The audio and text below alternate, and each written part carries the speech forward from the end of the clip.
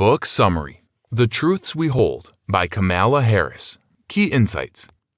Vice Presidential candidate Kamala Harris wrote her autobiography to introduce herself to American voters.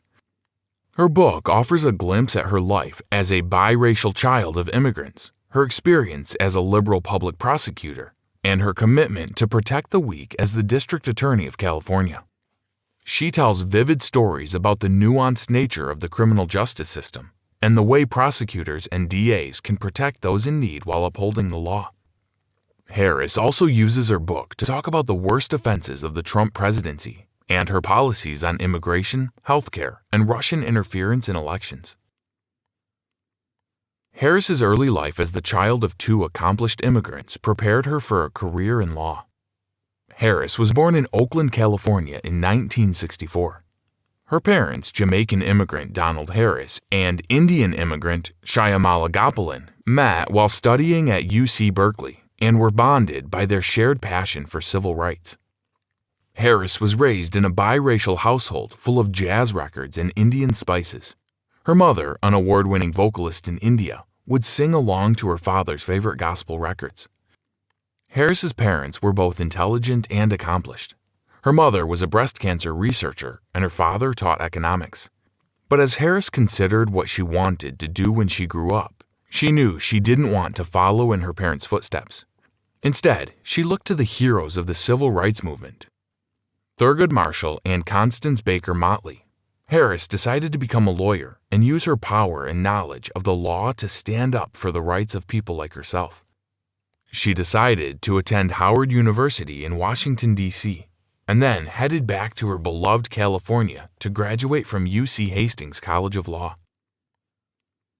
Harris became a public prosecutor to protect the weak and punish serious offenders. Harris established herself as a prominent player in the legal community while in law school. She became president of the Black Law Students Association and took it upon herself to ensure that she and all other black law students had the same opportunities as their white counterparts. She set her sights on becoming a public prosecutor, despite the reservations of her family. While her parents thought of the justice system as merely a tool to marginalize and oppress people of color, Harris saw the role as an opportunity to bring injustices into the court system. Harris's philosophy on public prosecution was more nuanced than most. The typical perspective on district attorneys is that they are either hard or soft on crime. There's no room for middle ground. But Harris knew that her mission was different. She didn't believe that serious crimes should go unpunished. But she refused to punish marginalized people for minor crimes that were the result of unfortunate circumstances, bias, or lack of resources. Rather than taking a single approach to sentencing, Harris decided to offer leniency to those in need. People who, with better luck or a different skin color, might never have gotten to the courtroom in the first place. Harris first realized she could make a difference when she advocated for a young mother while working as an intern in the Alameda County District Attorney's Office. The woman had been swept up as a bystander during a major drug bust, and by Friday of that week, she was still in jail. Harris worried that the woman would lose her job or her children if she wasn't released that afternoon. Harris begged the judge for a hearing and persuaded the court to release the woman over the weekend. Though she was only an intern, Harris realized in that moment that she could use her power to change lives. But alongside these victories, Harris experienced painful setbacks. After graduating law school, she got a job as a deputy district attorney, but failed to pass the bar exam the first time. She was discouraged, but persisted and managed to pass the test on her second attempt. But even after this small victory, Harris had many years of pain ahead of her. As a public prosecutor, she watched a 6-year-old girl accuse her teenage brother of rape, but was unable to bring the case to trial. In another trial, a 14-year-old girl was gang raped. Harris got justice for her client, but couldn't protect her from future harm. After the trial, she was trafficked in San Francisco. After creating a task force to help sexually exploited children, Harris saw that she could make a difference and decided to run for office. After many years as a public prosecutor, Harris was promoted to oversee a team of prosecutors at the San Francisco District Attorney's Office. Though managing other prosecutors was a step in the right direction, Harris was disturbed by what she found at the San Francisco DA's office. Lawyers shared computers, didn't have access to email, and there was no filing system to speak of. Case files were sometimes shredded as soon as the trial was over. Harris lasted a year and a half in the disorganized office before she moved to the San Francisco City Attorney's Office, where she took on a similar role as the head of the Division for Children and Family Services. During her time in the City Attorney's Office, she started a task force to help sexually exploited children. She set up safe houses for former sex workers, allowing them to receive treatment and heal from past traumas. This work made her realize that she was capable of creating policies that could make a difference. But Harris couldn't get the DA's office out of her mind. After a year and a half working with children and families, she decided it was time to make a change in the criminal division in San Francisco. She filed a bid to run for district attorney of San Francisco. Harris's opponent was an incumbent DA known as KO, a hard-hitting former boxer. For her first campaign event, she stood outside a grocery store and used an ironing board as a desk to gather signatures. She was the only black woman in a position held by predominantly white men, and she stood out. She won the election and served as the DA for 2 terms. Harris's mission to fight bias and reduce recidivism rates got her noticed on the national level. As the DA of San Francisco, Harris had her work cut out for her. She focused her attention first on boosting morale for prosecutors. She bought new equipment and cleaned up the office. She started holding regular staff meetings where prosecutors were acknowledged for their hard work on each case, whether they won or lost.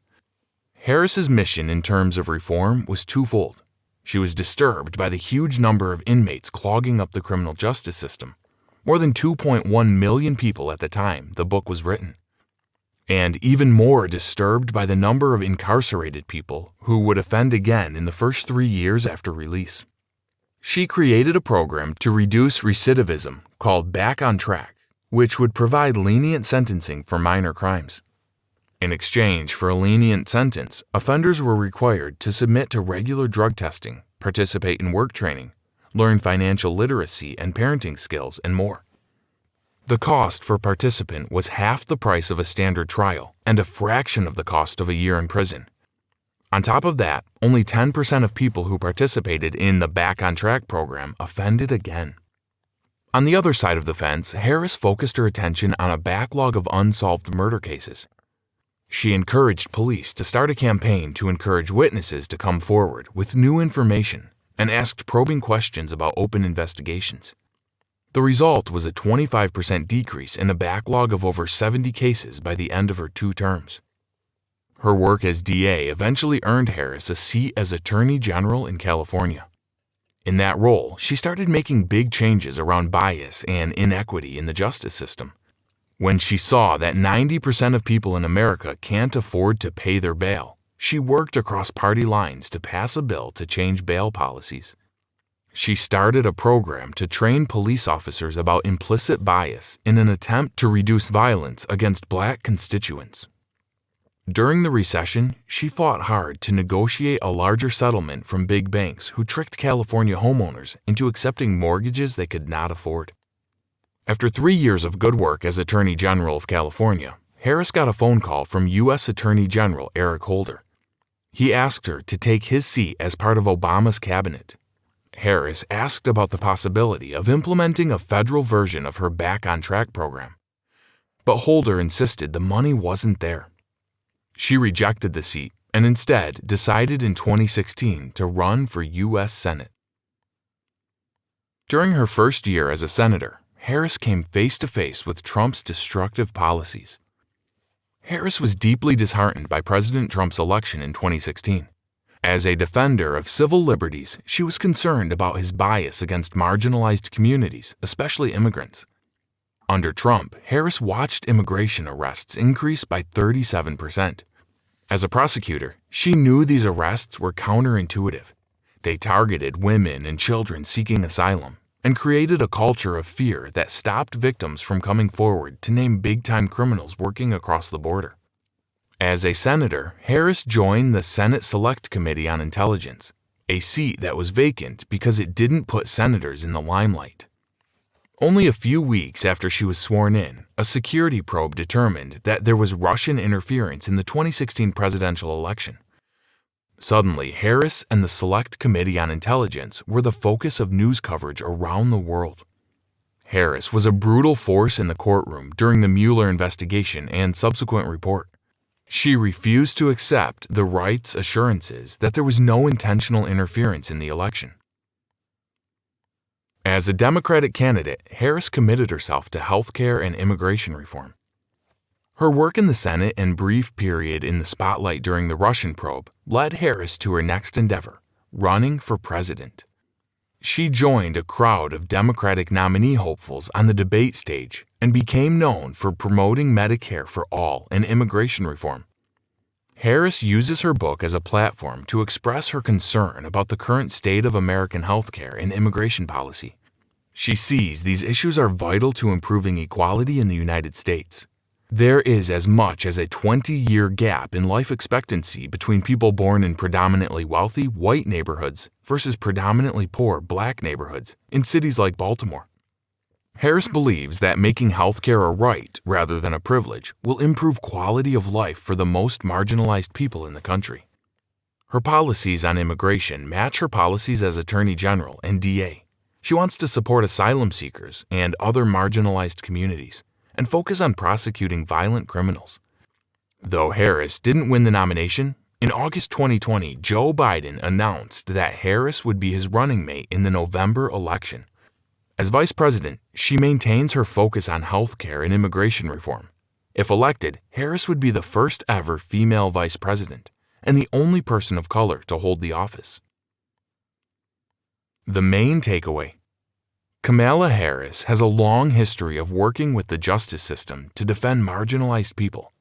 As a biracial woman and the child of immigrants and civil rights activists, she knows that the system too often fails people of color.